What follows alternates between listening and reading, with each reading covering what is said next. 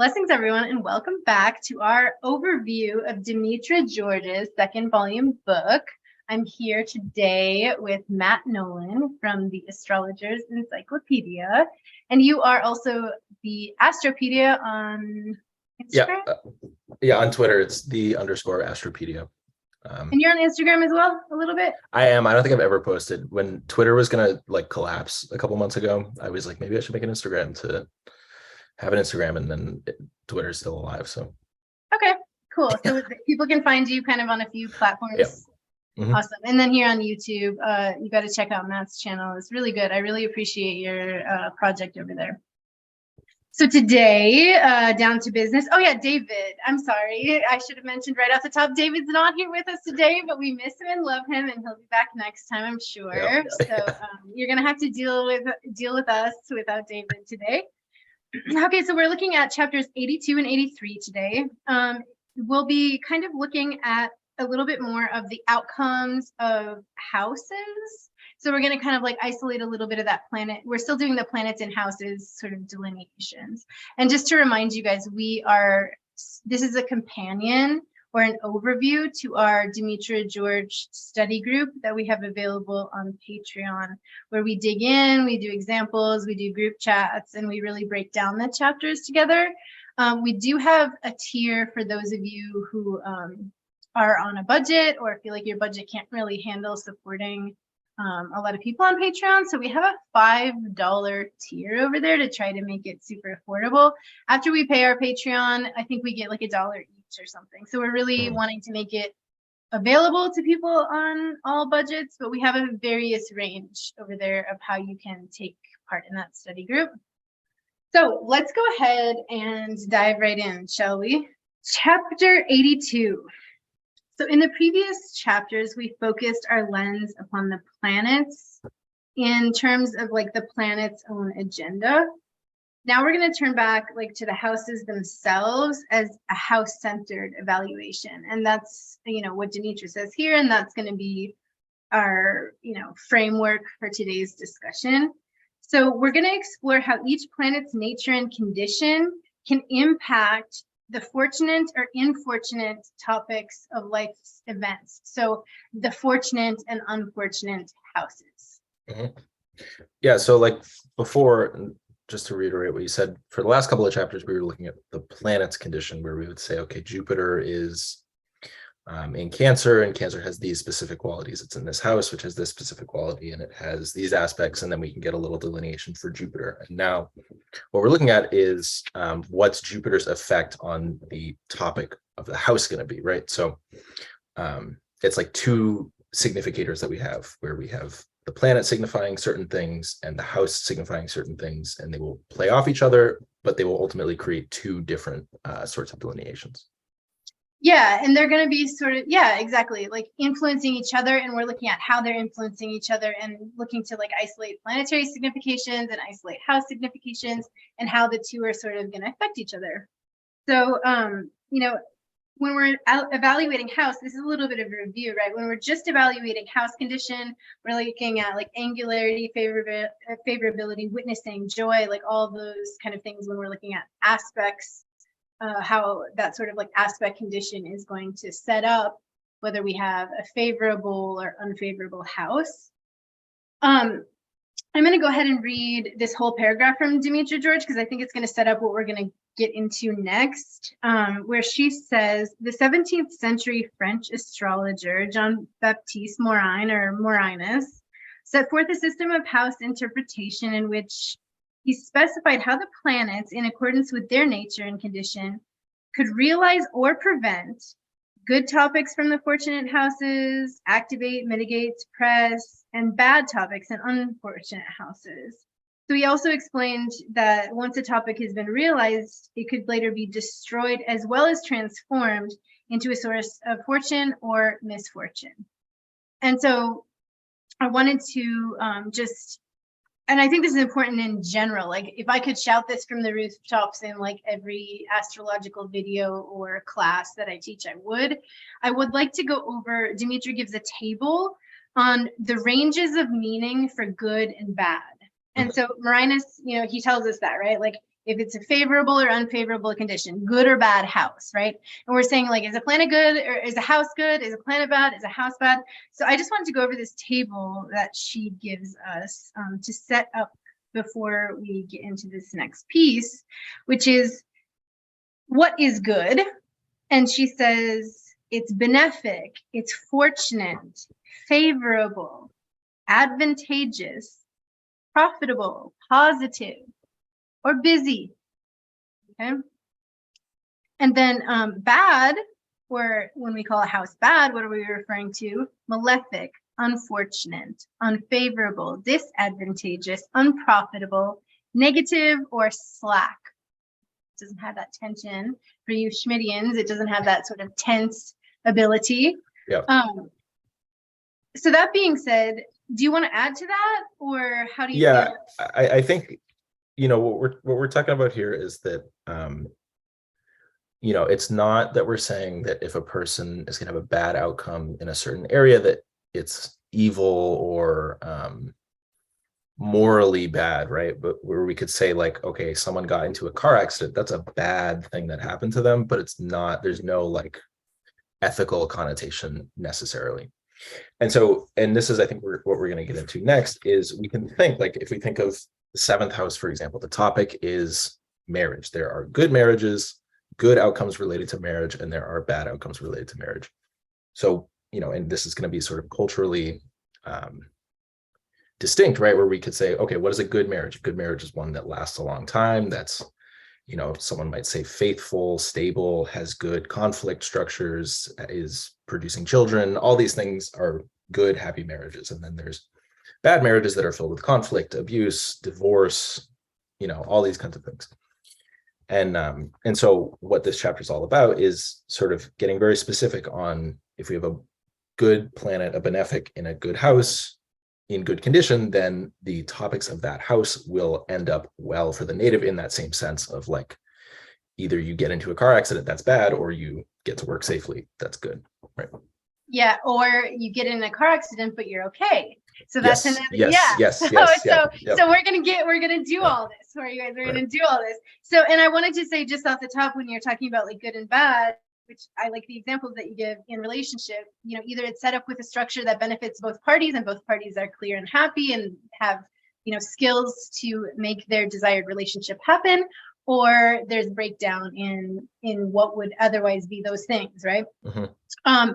And you were saying like how it's not evil, like bad doesn't make it evil, right? So, and I think for some people too, this happens, like this is a pitfall when we come from modern astrology, that the whole chart is you. And so when we're saying it's not evil or, you know, enlightened, that's a beautiful way to look at it. I just want to add to that saying like, it's also not a character judgment. It doesn't mean you are bad or you are good, right? Because it's not representing you. It's representing things that happen to you in life.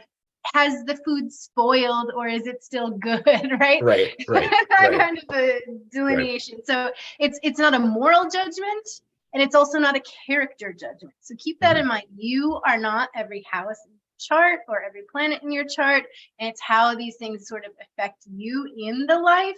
And obviously there's aspects of those things that you as a character, as a human, are going to identify with, but that these things are not a character judgment. They're like, has the food gotten bad in the fridge kind of a thing versus is it fresh? Yeah, like maybe a good way to sum up it is like, it's good and bad to me in a very like conversational sense of like, you hear someone, you know, again, like gets into a car accident, you're like, ooh, that sucks, right? But you're not like, oh, I mean, maybe some people are, but you're not like, oh, that's like evil, like that person deserved it, you know? It's not like that. Right. And in astrology, and in astrology, we do get that, right? Like, and it can get convoluted with like spiritual thinking where it's like, ooh, I got in a car accident. What does that mean? Right. Was it my fault? And so we get into that sort of identifying character-wise or evil, like maybe it is evil you got in a car accident because some, you know, demon was, you know, cursing you or something, you know? So again, no judgment there, but we're just kind of trying to set the stage a little bit for what we're talking about. And we're not talking about that's the way that I interpret it, at least, is this good and bad distinction. Exactly. And I think Demetra lays it out nice in those tables. So that we're going to kind of go with that. So then I wanted to go over, there's delineation guidelines from Morinus, or from Jean-Baptiste Morin. He lays it out in 8 parts here. And I thought it might be a little begrudging, but for those of you who, I know some of you don't have the book or can't get the book for whatever reason, so I think it would be worthwhile to go over these in the video, and we will be going over these in depth in our study group, and we're not going to spend too much time reiterating these. I think Demetra lays it out without need to reiterate much, but we might make a few comments and commentary, and then in the study group on Wednesday, we will, break these down and kind of dig into them a little bit more. Why don't you go ahead and start with 1 and 2? Sure. So basically what he's outlining here is the sort of levels of, goodness and badness that you can find. So number 1, this is like the best condition, is a benefic planet, so Venus or Jupiter, in good condition. So we would think of sect in its own sign, exalted, rulership, all these kinds of things. In a good and strong house, so 1st, 10th, 11th, 5th, whatever, suggests that the individual will be able to bring about the full potential of the positive events of that house in a way that is stable and consistent. So there's a couple of things there. First is we get the good outcome, right? And we're going to see this as we go down. Also, it's long lasting and stable. So this would, again, go back to like the 7th house. What is a good marriage? It's one that lasts a long time and can sort of stretch out over the whole life, right? Or in the 10th house, if your reputation is good, and we're going to kind of keep going down there, it could be good sometimes and then break down, but it could also be good and endure for the whole life. That's the best circumstance. Do you have anything you want to say about that? No, just that a good planet in good condition in a good house is the best possible circumstance for the native. And that doesn't mean that if you have one of those, that your whole life is going to be great. It just means that that condition is probably stable and favorable. Now, if you have a good condition, you could look at, but my life has been all topsy-turvy or turmoil. You can see that in many places in the chart, but you just have to know that we're just looking at these as general conditions. It's not the whole chart, but it's for evaluating specifically that topic, specifically that house. You might say it's in the house of children. You had easy labor. Your children generally were safe. You had the ability to take care of them, and they lived a long life. Right. That's good. And I feel like a lot of times, when we have those areas of our life, we just kind of ignore them because they're not problematic, and then we can sometimes kind of forget. I go over that a lot in my client chart work, right? Because it's like, I'll tell them about like an exalted planet of sect exalted planet or something like this, and talk to them about that area of life. And they're sort of like, yeah, that's not what I'm here to talk to you about. I'm here to talk to you about this problem, problem that I'm having, So, so it's again, that kind of like idea of like privilege. It's very easy to overlook something that's, if it's not broke, why? It's just easy. It just works. Yeah, right. And so you don't even think about it. Yeah. Exactly. So number 2 is a benefic planet in poor condition. So this would be something like Jupiter in Capricorn. In a good and strong house suggests the individual can still bring about fortunate outcomes in regards to these topics, but they may not realize their full potential in this area, or the events will be unstable, of short duration, not useful, or will require more effort than initially thought. So, maybe we could say, just as an example, with Jupiter in the 10th in Capricorn in a night chart, would give you like a pretty good reputation, but it's not this like stellar, flawless, like holy man kind of a thing. Yeah, or maybe like you're very well liked in very specific marginalized groups. Yeah. And you're absolutely an outsider that like someone in the community or someone in society could actually hate, like a hardcore, like either right winger or left winger, where you have like, a huge following that absolutely like lives and dies by everything that you say, but in general, it's like counterculture or something. Yeah. Okay. So then number 3, a benefic planet in good condition in a bad house suggests that the individual can prevent or suppress bad topics from arising, or if bad events do occur, the individual has the potential to transform them into something good and beneficial.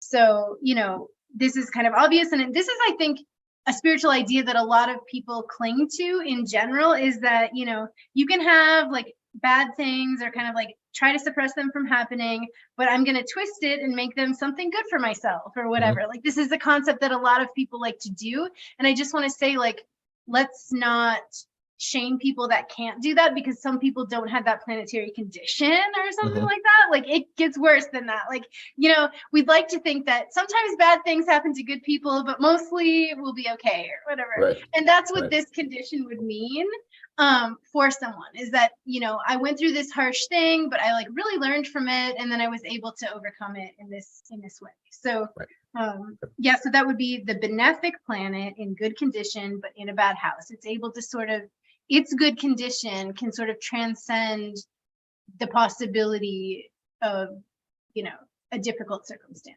Right. And so something like this would be Jupiter or Venus in exalted in the but in the 12th, right? So like, and maybe an example of that would be someone who experiences like a mental breakdown or an addiction, but comes out of it as, you know, a more mature, realized person, right? There's like a difficult thing, but they are able to sort of overcome it and grow.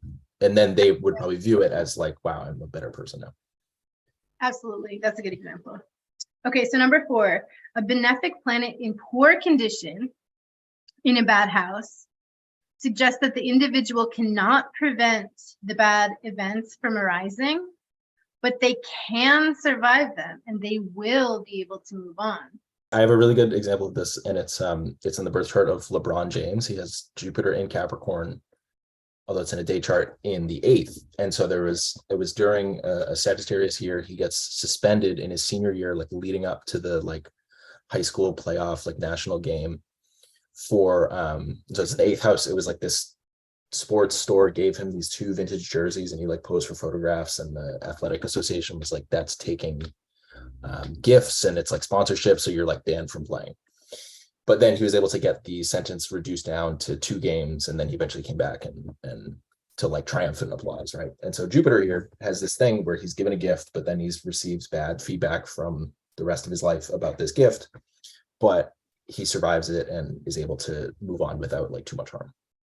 Yeah, that's a perfect example. And if you guys want more on that, I do love your delineation of LeBron James's chart, and you do a few over there on your channel, right? Like you do like a part 1 or part 2, or you use different so yeah, I did part 1 and 2, and it was what we were doing in our, I think 2 groups ago, where it was chapter 79, I want to say, where it's just like delineating planets.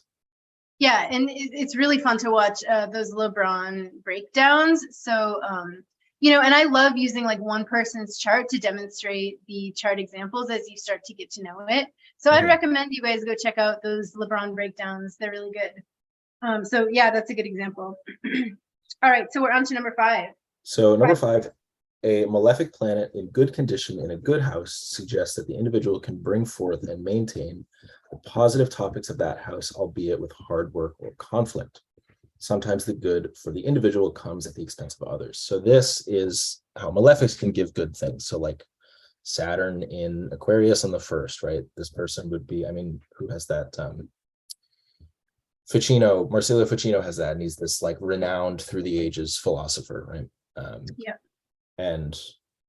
But you might see people who are like profiting from others. So like with Saturn, in the example, you might see like landlords or that kind of a thing. That's a really great example. So a malefic planet in good condition also would be your malefic of your sect. So the of sect malefic, if it's doing well, it's sort of like when I give readings, I'll explain it as like, this is honestly a terrible terrible thing to bring to the public, but you know, you have this expression of like good cop, bad cop, right? Where like you've got the one that's like trying to get information in a sweet way, and then you've got the one that's sort of like agitating. Or if you think of teams, right, you have like the one team, the opposite team's bully, or your team's bully. Like on your team, you want a good bully on your team, right? Like you want them to like get at the other one, right? So it's like if you're like playing the good cop, bad cop, you want the bad cop on your team to like lay it down and get in there, whatever. And so if you have a positive sect malefic that can really work for your team, that means you have like a good protector or a good enforcer, or someone that can really go out there and like do the deed in the world or whatever. So you want that. You want if you have an of sect malefic that plays to your favor, you're going to get that, like, you know, bad guy out there doing your dirty work for you that is for your benefit. Right. And, you know, you'll see that in delineations where there will be, like, Lily will talk about a strong, well-placed Mars will be, you know, noble and courageous and fearsome and all these kinds of things where it's Martian, but it's received well by other people. It's for a good cause, whatever. And then an ill-placed Mars is like devilish and thieving and debauched and philandering. Right. All these things that are Martian, but like everyone hates them. Like no one wants this like petty criminal. People want like the noble warrior kind of a thing. Exactly. And, you know, I want to just bring about, as we start to get in some of the, you know, like bad conditions or whatever, I just want to like remind people of that. So when we say like, don't villainize like Mars and Saturn, right? There's a spectrum. Mars can be the, you know, attacker, or Mars can be the protector, the defender. And we want to aim our sights at like the better nature and try to cultivate, no matter our placements, the better nature of those planets, right? Just like with Jupiter, it can be sort of eating too much or drinking too much or something, and we want to temper that. We're always looking to sort of cultivate in our own character the best nature that we have afforded to us. And you can do that even if you have a bad conditioned planet. But will that stop you from being attacked? It might not, you know? So you have to take that into consideration. Again, it's not you, it's not your character. You can still aim for the protector and not the aggressor, but you may fall into situations where, you know, that accident or that tribute tends to come into your life and it's unwanted, just like any sort of like unwanted death in Saturn's case, or unwanted violence in other cases with Mars. So you have to remember as we move into the more malefic states that it's not necessarily your character, but it's something that you might be working on in your character, or something that might just happen to you and it was unwanted. It's fortune. It's good and bad fortune. Yeah, exactly. So number 6 is a malefic planet in poor condition in a good house. So this would be like, you know, Mars in Taurus or Mars in Cancer, but in the 10th, right? In poor condition or in a good house suggests that the individual cannot fully realize the good topics of that house, or if they do occur, they turn into a source of misfortune. So this is kind of where we start getting into the malefics as like obstructors of good things rather than necessarily causes of bad things. But so, you know, we might imagine, like in that example, Mars in Cancer in the 10th, instead of Mars being seen, if that's the person's reputation, and Mars was like in Aries in a night chart in the 10th, then we might see that person being seen as like a courageous general. Whereas if they're Mars in Cancer, then they might be seen more negatively for their Martian traits, or they struggle with Martian type authority figures in a more difficult way. Yeah, like maybe you don't have much of an ability to step up to your boss, or you are passive aggressive in communication when it comes to your coworkers, or you kind of get bullied and you are bad at setting boundaries in the workplace or something like that. So then we have number 7, a malefic planet, Mars or Saturn, in good condition, so domicile or exaltation, but in a bad house, suggests that the individual cannot prevent the bad topics from arising, but can survive them. So again, you might have accident or illness if it's in the 6th, but it's something that it's a treatable disease or something like this. So well, and you know, you think of like Mars the surgeon, right? Where if you have Mars in Scorpio in the 6th, you know, you need surgery. That's a good guy to have there. Where you are a surgeon and you're able to help people because you're able to deal with blood and the execution of what it takes to be a surgeon, whatever it is. So I have somebody in my life who has a day chart, Aquarius rising with the Sun and Saturn in Capricorn, and they became like a high-ranking government official in charge of like the whole state's wastewater. So that's like perfect, right? Where Saturn is waterside trades, he's dealing with underground pipes and like, you know, shit water. Yeah, and able to be like a really good executor of that like shitty job that nobody else wants or whatever. Right. Yeah. And he was really good at it, and like got, you know, he's retired now, but he got all kinds of awards. He also had Jupiter in Sag in the 11th, which was helpful.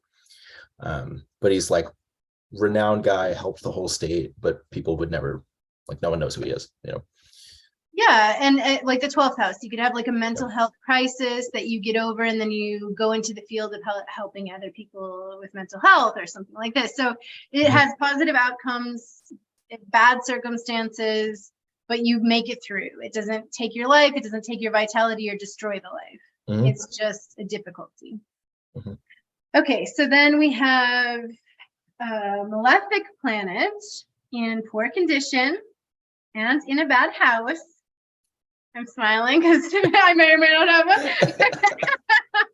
one. Suggests that the individual encounters bad topics in that house. So you would start to feel the sort of decline of whatever those house topics are, and they might be sort of like a persistent topic where they show up, because we're talking about events here. So it could be, any of these could be like a 1 or 2 time event, like an illness that happens once, but you recover or something like that. If you have a poor conditioned planet in a bad house, it might come in many different faces or phases, and continuously sort of, happen in the life. Right. So like, I think maybe a good way to think of that is, for benefic planets, we want them to be consistent, we want them to be long lasting, and we want them to be good. For malefics, we want them to be inconsistently bad. And so when a malefic is like at its most malefic, it is consistently, long-lastingly bad with little improvement, right? That's right. Yeah. And you can still survive that, because that's not the only planet in the chart. And so I want to talk to you about that. So it's like that topic in the house could just be a source of irritation for you, and it might show its faces in different ways, but there's tons of mitigation. We're not only looking at the one planet in the one house, you have the whole rest of the chart to mitigate that and to help and all of those things. So be chill, because you have 7 planets to evaluate in this way. Right. And like, a malefic in poor condition, like, all right, let's say you have Saturn in Cancer in the 6th, and you have a chronic health condition or something like that, right? And you're born with it, and it's untreatable, and you're going to die with it. Right. And you got to live with it, and you got to do something about it. You could probably live more comfortably if you took certain measures, but you have this condition. Good luck. That's one delineation of that. Literally, it could be as simple, like for some people, and you don't know, because it depends on if it's contrary to sect, if it but it literally could be someone with like poor eyesight, degenerative eyes or something like this, where it's just like, I wear glasses, and I know as I get older, I might have the potential of that continuously degenerating or something, Right. And it's just, it's consistently bad. It's not going to get right. And but again, just let's go back to this list. It's malefic, unfortunate, unfavorable, disadvantageous, unprofitable, negative, or slack. It's not evil. Yes. Right? It is just difficult and unfortunate. And it might be throughout your life, but that doesn't mean that people don't deal with afflictions for their whole lives and have also good lives, because again, this we're evaluating. Right. It's like, you could have Saturn and Cancer in the 6th, but then you could have, wherever that would put Jupiter and Sag, and you'd be winning there. And if you have favorable aspects, which we're going to get into, there's all sorts of mitigation, but this is when you're evaluating the planet in the house and you're evaluating that condition. So no one freak out. All right. So, so there we go. But I think that list, it's really nice to gauge. It's like a very concise. Thank you, Demetra. Thank you, Marinus. Just like listing that out, like what to expect if you have these conditions. So I'm glad that. That's really what I love about this book, and that chapter 79, like how to delineate the planets, is because you have just like these very specific, like, this is what you do, this is how it will turn out. Like, you kind of just plug it in, and then you can just talk to the person about their life if you're doing a reading, Absolutely. And it really works. Like, it always works. It's crazy. Yeah, it does work. Okay, so that being said, there's a lot more to go over. Join us in the study group. This chapter was epic and full, but we're going to leave it at that today, because I think the list for Marinus just like completely, gives us what we need to talk about this chapter. So then now we're on chapter 83, the delineation of house topics. So we're on step 5, house outcomes. So it's more complex when 2 or more planets reside in the same house. So we're going to be talking about like, the guidelines for that, for sort of sussing that out. And then we're also going to talk about empty houses, right? So how empty houses still have outcomes, right? Just because you don't have planets in the fifth doesn't mean you're never having children, or, you know, just because you don't have planets in the fourth doesn't mean you don't have a family or a lineage or ancestors, you know? So just because you don't have planets in the 10th doesn't mean that you do not have a career. All right. So we're going to kind of get into that, as well as addressing multiple planets, stelliums, conjunctions, and things like that. Mhm.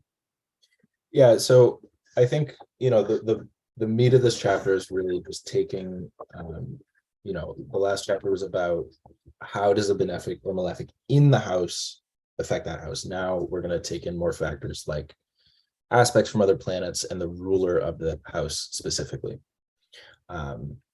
And that's going to be particularly important for empty houses. Yeah, absolutely. I think that's what we get into a lot with empty houses. I mean, it seems pretty basic, but for those of you who are just starting, the ruler is paramount. When you have an empty house, you just look to the ruler. And then I think what Demetra says here, and what I think is important to remember about that, is that you are going to marry or merge, or you won't be able to sort of detangle the fact that those two topics then are going to be related. So you've got the house that's empty, and then you've got the Lord sitting somewhere else. Now you're going to have some of the house conditions or some of the house topics from where the Lord is be interweaved on some level to the topics of the empty house. So where the Lord sits is going to affect the house, and of course where the Lord is sitting is going to color that condition of that planet. And so you're going to kind of mush those things together. They're going to reflect each other in some way. Right. So example, I have an empty 10th house and the ruler's in the third. What am I doing? Right. Driving for a living, anyone? Astrology, right? That too. Yeah, astrology too. And so it's really kind of simple, and that was covered a couple of chapters ago. We were talking about like planets ruling houses. We're just kind of tying that back in now. Yeah, she just mentions it again here because of the empty house thing. So then if there are multiple planets in the same house, each will impact the house topic in accordance with its own nature and condition. So obviously this gives us mixed outcomes over the course of the life. So then this I thought was really interesting. So I'm going to just read this specific part of the chapter. Traditional authors have suggested that the planet that is most dignified, i.e. in the best condition, has the most powerful influence in the final accounting of the house. Now, this was said by Marinus, and I find this to be quite helpful and quite important. Just consider that for a moment, right? If you're looking at a stellium. There's another thing, another guideline here, that the planet that is earliest in the sign will have the most lasting influence. So that's also quite interesting. The power extends throughout the house and over the course of the life. So the notion that it can be, and then she goes on to kind of give us this notion, and this is really super interesting, that it can be expanded to suggest that if there's a cluster of planets, each planet will take over from the other in incremental stages over the course of the life. So the beginning and the middle and the end of life. And so just in general, you could look at sort of like a sequential kind of interpretation of the planets as they go sequentially through the sign. And then obviously this extends to Time Lord techniques that will allow us to see when each planet is active, i.e. their houses or empty houses, i.e. their significations around the chart. But then also, even without the Time Lord techniques, you can sort of look sequentially and be like, okay, Mercury is the first part of life, and then you might have the Mars as like the next part of life, and then you might have, you know, Venus in the next part of life if you have those three planets there. So you can kind of see if that rings true for your clients, and just use that as like a very loose delineation tool before you start applying those Time Lord techniques. And I thought that was super interesting, really cool to include in this. Yeah, I like that a lot too, and specifically the first one where it's the planet with the most dignity. having kind of like the final say. And I think of it, I mean, it's the same idea as with the empty houses where, and even if you have like one planet in a house, you always want to look to the ruler, because the planet in the house is going to be sort of making a request, and then the ruler is going to have to, if the planet's not in its own sign, the ruler is going to have to either deliver upon that request or not. And so, like, let's say you have a stellium with like 3 or 4 planets, but the ruler of the sign is there, then things are probably going to go pretty well compared to if the ruler of the sign is not there, and you will see that ruler sort of jump out more so than maybe the other planets. Yeah, I mean, because then the host of the party is actually at the party. So is at the party, right? And I was thinking, like, even if you don't have like the ruler there, you can, like the domicile ruler, you could think of the exaltation ruler, or you have the duplicity ruler there, or that kind of a thing. I think of like, okay, maybe your parents aren't there, but your like older brother's home or something, right? So there's like a lesser kind of ruler who can keep order on things. Or you're having a party, no hosts are home or whatever. Right. But you think about when you have a group, how like there's in a lot of times in group dynamics, there'll be someone that sort of like takes the lead or takes charge when there's a decision to be made, or someone ends up kind of like facilitating the space because that's a natural inclination for them or whatever. So like the best planet is going to sort of be like, okay, you guys, I've got the resources, like I'll take the lead. So if you're in an emergency situation, someone that knows how to deal with an emergency situation sort of like brings the group together, delegates the roles, and sort of leads them. So the best planet that has the most resources is going to try to do that in that case, lead and guide the rest of the planets because it has the most resources. So I like that. It makes sense. Yeah, and then the sequential thing too, I think, I've never tried to use in a chart, but I could see, I see the thinking there. Yeah, I see the thinking, and I think that's why I was like, oh, let's investigate this, or let's at least bring that up because experiment with it. And I like the idea, and it makes sense. So yeah. And then also she mentions like planetary periods can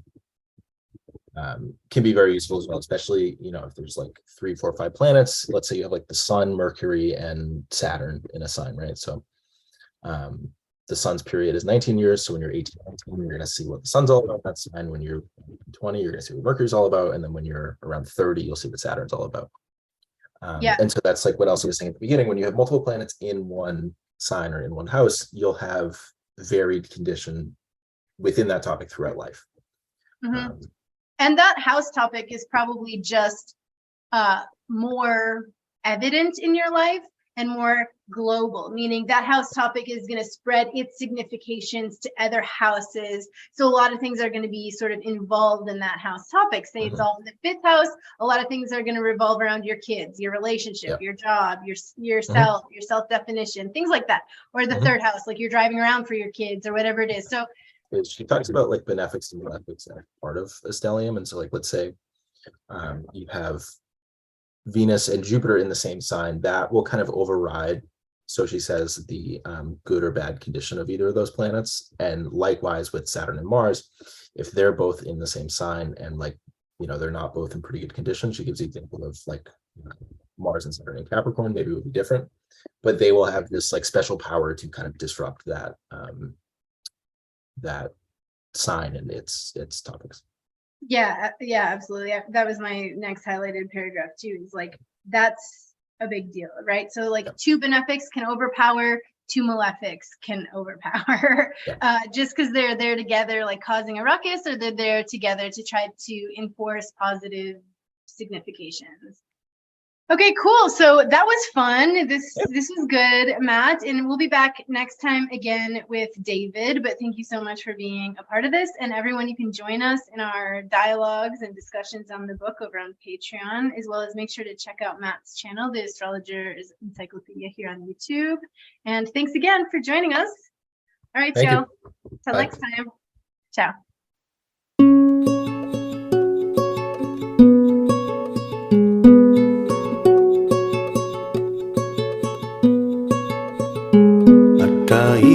Matauka bersama you demikian soba da soba kena mataiban nakau di ma demikian soba and so